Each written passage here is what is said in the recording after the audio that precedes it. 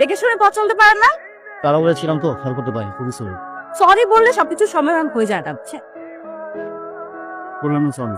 বেয়াদব তো আপনি, ভালো একে তো একটা মেয়েকে ধাক্কা দিলেন, আপনার মধ্যে কি মিনিমাম ওই যে ওইটা এক্স্যাক্টলি ওইটা নাই না?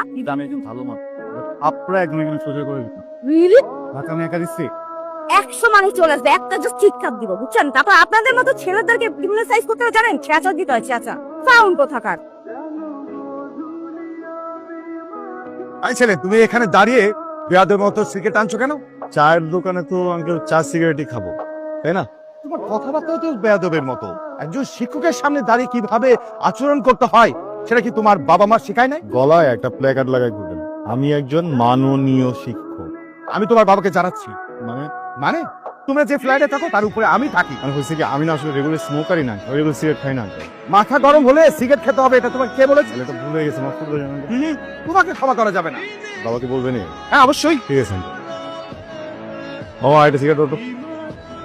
তুমি আবার একটা না দুইটা সিগারেট ধরিয়েছো। আমি মামা, এই মহল্লায় অনেকে মাইর খাইতো, বুঝছো? মানে বাপের বয়সী, এই জন্য মাইরটা খায় না।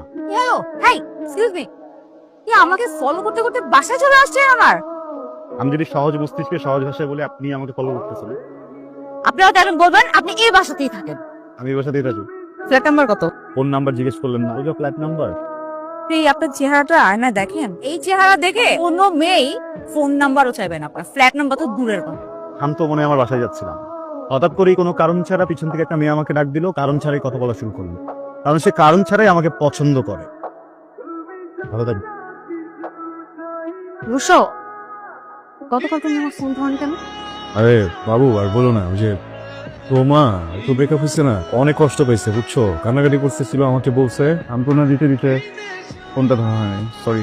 এই তোর আমি বারণ করছি ওর সময়ের সাথে কথা বলতে না, ওর চরিত্র সমস্যা আছে, ওর জন্য এত কিসের যন্ত্রণা? বুঝলাম না বিষয়টা, তুমি তুই তো করে করতেছো তো। আমি তো তোমাকে নিয়ে আসছি, তোমার ফ্রেন্ডটা একটা কষ্ট পেলে আমি কি সান্ত্বনা দিতে যাবো না?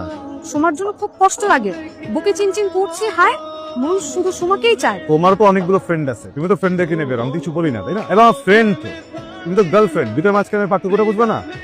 আমার ফ্রেন্ডরা না ঠিকই বলবো, ওর আসলে চরিত্রের সমস্যা। ও আচ্ছা, ওই যে ওই ফ্রেন্ড গুলো বলছে না যে সারাদিন পট খায়, পট খাওয়ালে থাকে, ওই তো বলছে, তাই না? তোমার তো চোখগুলো যেন কেমন লাগতেছে, সারা খাইছো না? তোমার এসব গাংজটি বন্ধনের কথা আমার সঙ্গে সোহান বল, বুঝছো? রুশো, সোনা পাখি, একটু কাছে আসবা, কথা ছিল। ব্রেকআপ